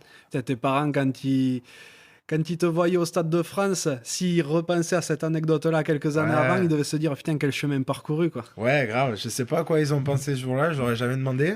Mais effectivement, ouais, de pouvoir nous suivre, mon frère et moi, dans ces moments-là, c'était plutôt sympa. Est-ce qu'il y a des personnes qui t'ont spécialement inspiré? Ouais, il y en a beaucoup. Ouais. Ouais, il y en a énormément. J'attache beaucoup d'importance aux personnalités humaines marquantes. J'en ai eu énormément dans ma carrière. Et c'est vrai que s'il y en a peut-être une que je pourrais parler aujourd'hui, c'est dans le rugby, dans le monde du rugby, c'est Seremaya Bay. Justement, qui était... Alors, Seremaya, il y avait un écart d'âge conséquent, il y avait une différence de culture, donc ça a jamais été, si tu veux, un ami. On s'appelait pas le samedi soir pour se faire livrer des sushis et se mater un film, tu vois ce que je veux dire. Ouais, je vois tout à fait. Par contre, c'était un mec qui m'a toujours pris sous son aile dans la bienveillance, dans le bon côté des choses, qui a toujours été très présent quand moi j'allais pas bien, notamment quand j'étais blessé. Plus que quand ça allait bien, où tout le monde est là, tu vois, et c'est ce qui m'a le plus marqué aussi. Et Seremaya, qui était un mec extraordinaire, en plus d'être un excellent joueur, et champion de France en 2013 titulaire. L'année d'après, on a la chance de revenir en finale. À ce moment-là, j'avais un petit peu éclos, donc j'étais passé titulaire et lui remplaçant. D'ailleurs, pour l'anecdote, c'est lui qui nous qualifie avec un drop des 40 du gauche contre Montpellier à Lille. Le truc improbable. C'est vrai. Et Papy, comme on aimait l'appeler affectueusement, va voir dans la semaine David Darry-Carrère et Serge Millas, 2 super coachs qu'on avait à l'époque à Castres, et leur dit voilà, moi j'ai vécu ce que j'avais à vivre, je serai là si vous avez besoin de moi. Mais derrière moi, vous l'avez vu, il y a Geoffrey Pally, c'est un jeune qui est pétri de qualité, qui était à l'époque très jeune, qui venait d'Albi, qui avait fait une super saison avec nous, mais numériquement, au niveau du banc, il fallait un centre plutôt qu'un ailier arrière, donc il n'était pas dans le groupe. Et clairement, il leur a dit, mettez-le à ma place, parce qu'il faut qu'il vive cette joie-là des phases finales, il faut qu'il connaisse un titre, il faut qu'il connaisse les frissons d'une finale, etc. Et donc... David et Serge espantaient un petit peu. Personne n'est au courant. C'est ça qui est grand, tu vois. C'est le mec qui... Si le mec s'en vante, c'est que c'est pas... C'est que ça vient pas du fond du cœur. Mais lui, ça m'étonne encore moins. Personne n'est au courant. Même les coachs ne nous en parlent pas. Et le jour du match, remise de maillot, chaque mec remettait un peu à son pote avec celui avec lequel il avait le plus d'affinité. Moi, c'était Benjamin Desroches qui me l'avait remis ce jour-là, qui est un de mes meilleurs amis, avec Victor aussi notamment. Et Geoffrey qui remet le maillot à Seremaya, parce qu'ils avaient quand même fait le choix de mettre Seremaya sur le match. Et Geoffrey venait d'apprendre, ou avait appris un quart d'heure plus tôt par les coachs en off, ce que leur avait proposé Seremaya. Donc Geoffrey en pleurs, par l'émotion, et qui lui remet le maillot, et qui lui dit... qui explique en 2 mots comme je viens de te l'expliquer, et qui lui dit merci papy, c'est ce que tu as fait là pour moi, c'est extraordinaire, et je te remercierai voilà, jamais assez, quoi. Donc bon match, et pam, il lui file le maillot. Et moi je me souviens, ça m'avait scotché, et même encore dans le bus en allant au match, je pensais même pas à ma finale, je me disais mais quel mec est capable de mettre son ego de côté, et son ego, son égoïsme un peu, parce que quelque part on est tous un peu égoïstes quand on est sportif de haut niveau. Tu vois, on met le collectif avant, mais t'es obligé d'avoir cette part d'égoïsme en toi si tu veux réussir. Et quel mec est capable de faire ça? Et pour moi, il y avait que lui, quoi. Et en ce sens-là, cette anecdote-là retrace un peu toute la mentalité, toute l'attitude que ce mec avait dans le groupe. C'était Papy, c'était le sage, c'était le mec bienveillant, et ce mec-là m'a énormément marqué, ouais. C'est un super hommage, et quand tu dis ça, en plus, ça me fait... je trouve que ton attitude par rapport à l'équipe de France, par rapport au fait que tu sentes des jeunes pousser derrière, bien que tu es encore... que t'en es sous la pédale, ben ça y ressemble un petit peu. Peut-être que sans t'en rendre compte, tu t'es nourri de ça aussi, quoi. Ouais, peut-être. Tu veux dire qu'il faut m'appeler papy maintenant? Non, peut-être. Après, c'est des niveaux différents, parce que là, on parlait clairement d'un mec qui postule, enfin, qui avait largement sa place, même dans le 15 titulaire, quoi. Tu vois, moi là, aujourd'hui, on en parle, comme je te disais, dans une forme de logique où je suis clairement moins bon que ceux qui sont aujourd'hui. Il n'y a pas photo. Mais oui, effectivement, là où je te rejoins, c'est que ces attitudes-là, tu parlais de mecs inspirants, donc ça m'a réellement inspiré. Je serai jamais comme lui, parce qu'on est tous différents, et je ne veux pas copier ce mec-là. Mais j'ai vraiment compris, à travers ce mec-là, ce que ça voulait dire d'être bon pour les autres, quoi. Et pour moi, dans un collectif, il faut de tout. Le terme est un peu bizarre, mais il faut des connards, il faut des mecs orgueilleux, il faut des mecs un peu plus suiveurs, il faut il faut de tout, il faut un bon mix entre tout, mais il faut clairement des mecs comme ça. Il n'en faut pas à tous les postes, mais il en faut, et sans prétention et sans vouloir être le bon ou le sage, etc. Quand parfois j'ai des attitudes un peu trop égoïstes, je me rappelle au bon souvenir de Seremaya, et je me dis, oh attends, t'es pas tout seul, t'es un groupe, et voilà. Et tu vois clairement aujourd'hui ce que réalise Yoram Moefana, au même poste que moi à Bordeaux, un jeune joueur qui est pétri de talent exceptionnel. Aujourd'hui, je suis fier de lui, tu vois. Et alors que je suis persuadé que s'il continue comme ça, moi c'est ciao. Mais j'aurai autre chose à amener au groupe, tu vois. Ça sera différemment, ça sera bien sûr, j'espère jouer le plus possible. Mais quand je le vois réussir comme ça, quelque part, ça me booste, mais j'ai surtout une grande partie de moi qui me dit putain, c'est génial, si on peut l'aider à pousser encore plus et aller plus loin et pousser les autres et prendre la place en équipe de France, ce serait une super réussite pour notre groupe, tu vois. Donc j'espère continuer comme ça jusqu'à la fin et pas être un vieux aigri sur mes dernières années. C'est tout le mal que je te souhaite. Ouais. Si tu pouvais reparler au petit Rémi, celui qui faisait ses premiers pas à Sainte-Foy-la-Grande puis au Stade Foyen, qu'est-ce que tu lui dirais? Ouais, je dirais fais un procès à tes parents pour la coupe de cheveux. Parce que quand je revois les photos, la coupe au bol, merci quoi. Bon, c'était l'époque aussi. Ouais, c'était l'époque. Non, qu'est-ce que je pourrais lui dire? Je pourrais lui dire c'est bien, continue de marcher, va pas trop vite, prends ton temps et t'es sur le bon chemin. Ouais. Fais gaffe à tes genoux. Ouais, ça j'aurais pu lui dire, ouais, c'est vrai. Je demande tout le temps de quoi rêvait mon invité quand il était jeune, mais aujourd'hui, quels sont les rêves du grand Rémi? Alors les rêves du grand Rémi, ce serait d'avoir un autre enfant. Peut-être pas pour, même pas peut-être pas pour tout de suite, mais de pouvoir donner la possibilité à notre petit Pablo d'avoir un frère ou une sœur ou pourquoi pas plusieurs. Continuer à construire une famille au quotidien, qui est la chose pour moi la plus importante. Et un rêve pour sortir un peu du rugby, on va dire un rêve plus extra-sportif, ce serait d'arriver à donner de l'émotion aux gens à travers un produit que j'arrive à faire, un bon vin, pas meilleur qu'un autre, sans prétention aucune, mais un vin où sur le comptoir comme on est là, toi et moi, on débouche, on passe un bon moment et on vive des émotions à travers ce vin-là. Ça serait vraiment ma plus belle réussite de ma deuxième carrière, on va dire. C'est des vrais projets près de la terre, en définitive, quoi. Ouais. Près de la terre. Après, on fait un sport qui, quand même, on passe notre vie la tête dedans, quoi. Donc, c'est clair. Donc, pour s'en détacher, c'est compliqué. Mais effectivement, cette fameuse terre dont tu parles, qui est aujourd'hui un peu trop mise de côté avec tout ce qu'on vit dans le monde actuellement et dont on ne prend pas soin. C'est vrai qu'on a une chance incroyable d'avoir sous nos pieds quelque chose qui peut nous donner des choses incroyables, donc pourquoi pas s'en servir. C'est vrai. Le podcast s'appelle La Cravate et il y a une question que je pose à chaque fois, c'est à quoi voudrais-tu mettre une cravate? Alors tu m'en as parlé en off avant, j'y ai réfléchi pas mal depuis le début, j'ai toujours pas réussi à trouver. Donc je vais rester quand même un peu dans l'actualité du rugby. Je vais paraître un peu syndicaliste avec tout ce que j'ai dit sur les médias et tout, mais c'est vrai qu'il y a quelque chose qui aujourd'hui me travaille un peu. C'est qu'on vit dans un contexte particulier. Actuellement, on sait très bien que tous les secteurs souffrent et qu'il faut qu'on soit tous solidaires et bienveillants les uns envers les autres pour que ça continue pour que du moins tout ne s'écroule pas. Et nous, on est en plein dedans dans le rugby. Aujourd'hui, les présidents souffrent. Et ça, on en est clairement conscient et on est clairement prêt à les aider.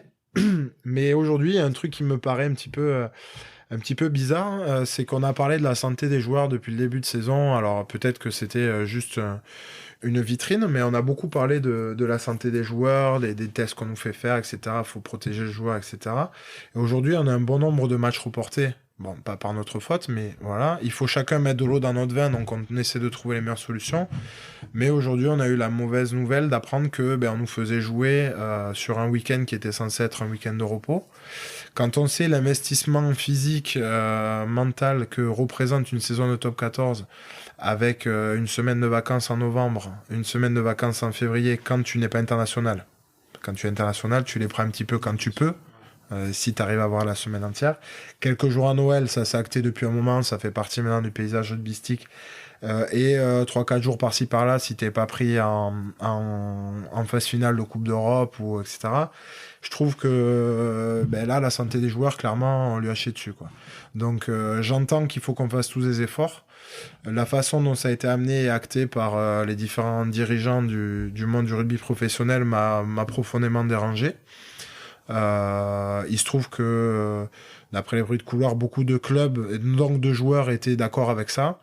Nous à Bordeaux on l'était un peu moins, on aurait préféré pourquoi pas avoir un match en semaine qui disait peut-être moins de préparation, peut-être moins de récupération, donc peut-être tout aussi dangereux, mais aujourd'hui c'est vraiment pas du luxe que d'avoir une semaine de repos. C'était pas pour partir à Dubaï ou en Nouvelle-Zélande puisqu'on est confiné, c'était simplement pour régénérer des articulations, ceux qui ont eu des chocs neuro, des choses comme ça. Et effectivement, là, c'est un petit peu le point qui me dérange en ce moment. Donc, je cible pas une personne en priorité, mais je pense que le fait d'avoir acté ça aujourd'hui, c'est aussi la porte ouverte à pourquoi pas recommencer dans les années futures, hein, sous prétexte qu'on est bien payé et qu'on devrait fermer notre gueule. Donc ça m'a un petit peu dérangé. Ouais. C'est vrai qu'il y a un petit peu un double discours là dans toutes ces décisions maintenant, parce que d'un côté, comme tu le dis, il faut faire attention aux joueurs. D'un autre côté, de plus en plus, vous en êtes demandé, quoi. Vous êtes vraiment pour ainsi dire, le cul entre deux chaises. Ouais. Mais comme tu dis, mais nous on prend. Qu'on soit demandé, ça veut dire qu'on putain, on vit le truc à fond, il y a aucun problème. On est là pour ça. Et puis sinon demain va pointer à l'usine. Et puis là t'as le droit de te plaindre, parce que nous on peut pas se plaindre, clairement. On n'a pas le droit de se plaindre, et je l'entends ça. Mais c'est vraiment ce double discours qui me gêne. Affiche clairement de dire voilà, aujourd'hui la santé des joueurs c'est pas prioritaire. Parce que contexte différent, parce que voilà, l'an prochain on y reviendra sûrement si tout revient à la normale. Mais là clairement aujourd'hui c'est pas le cas. Donc on vous met là. Bon ben non, ok, c'est dur à avaler, mais tu l'avales parce que t'affiches tes ambitions. Dire qu'on est au centre des préoccupations depuis la reprise parce que c'est dangereux pour nous de faire du sport en niveau, que le virus peut se mettre dans le myocarde, etc., etc. Donc on est limite un peu trop chouchouté. Et puis derrière prendre ces décisions là, c'est clairement jouer avec nous, quoi. Et c'est ça qui me dérange. Ouais. Qui est-ce que tu voudrais que j'invite sur un prochain podcast ? J'ai pas réfléchi à ça. Il y en a beaucoup que j'aimerais entendre, à ton micro, et notamment sur leur parcours un petit peu en dehors, tu vois, du rugby. Ce qui me plaît le plus, moi, chez mes collègues, c'est ce qu'ils font à côté et ce sur quoi ils se sont construits en dehors du rugby. Il y en a pas mal. Donc, qui c'est que je pourrais te citer celui qui me plairait le plus d'entendre, ce serait Laurent Delboubès. Voilà, avec qui je joue depuis maintenant 1 an et demi, qui est un mec de la terre, comme tu les appelles, qui est un mec qui a vécu énormément de choses dans sa carrière, que ce soit dans les changements de club, dans les phases finales avec Toulon, dans des bons comme des mauvais moments, la Pro D2, le top 14, mais qui fait jamais de bruit, que t'entends jamais dans les médias, qu'il partage jamais son expérience autre qu'en petit comité parce qu'il ne veut pas paraître donneur de leçons. Et c'est un mec qui est en face de moi au casier tous les jours au club et que j'adore écouter parler et avec qui j'adore discuter. Ouais. C'est top, et l'invitation est lancée. Alors j'espère que même s'il est secret, qu'il acceptera l'invitation. Il est secret, il est pas très technologie, donc je sais pas s'il a l'application pour voir la cravate, tu vois, je sais pas. Mais je lui en parlerai. Ouais, mais bien volontiers. T'as l'habitude des médias. Moi, j'en suis pas un. En définitive, je suis pas un journaliste. Ouais. Mais est-ce qu'il y a une question ou un sujet qu'on ne t'a jamais posé, présenté, et que tu aimerais aborder aujourd'hui avec moi ? T'es pas journaliste, mais t'as des bien meilleures questions qu'eux. C'est gentil. Ouais.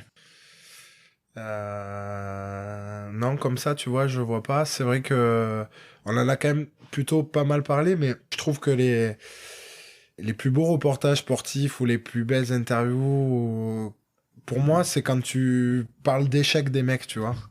Je sais pas, j'ai l'impression que les gens voient quand tout brille, quand la face visible de l'iceberg un peu, mais tout ce qu'on ne voit pas, tous les échecs au quotidien, les fois où tu dois te relever, où tu dois te remettre en question et avouer que tu as mal fait, et toutes ces choses-là, je trouve, sont hyper intéressantes pour tous les gens, mais que ce soit amoureux du sport ou pas. Et je trouve que c'est un petit peu trop rare, et il y en a, hein, mais je trouve que c'est un petit peu trop rare. Donc ouais, s'il y avait eu quelque chose sur lequel j'aurais aimé qu'on discute, c'était les moments difficiles, mais on l'a déjà plus ou moins fait. Donc ouais, j'aurais pas d'autres prérogatives avec toi. Ouais. Mais En tout cas, Rémi, je suis ravi d'avoir passé ce moment avec toi. Moi aussi, ouais. C'était top, c'était super convivial. Donc les auditeurs, bien sûr, ne voient pas. Mais là, on est calé sur une petite paillote que tu as faite dans ton jardin. Ouais. Un verre de vin à la main, au niveau du comptoir. On est vraiment au top du top. J'ai été reçu comme un prince. Merci beaucoup, Rémi. Je te souhaite beaucoup de réussite pour la suite. Tant sportivement, bien entendu, que dans la vie de tous les jours, en famille. Et je te dis à très bientôt. À bientôt, Johan. Merci d'être venu jusqu'à moi. Et puis, bonne continuation à ton beau podcast. Merci beaucoup. Merci. Merci d'être encore là et d'avoir écouté cet épisode jusqu'au bout. J'espère sincèrement qu'il vous a plu. Si tel est le cas, ce serait super sympa de le noter 5 sur 5 sur Apple Podcast et de le partager autour de vous. Ça m'aiderait à encore plus le faire connaître et à convaincre de nouvelles personnes à jouer le jeu de la cravate. Si vous laissez un commentaire, sachez que je les lis tous. Pour me contacter, vous pourrez me retrouver sur LinkedIn ou Instagram en recherchant Johan Zuckmeyer. Vous pouvez aussi facilement trouver Rugby Mercato sur Facebook et Instagram.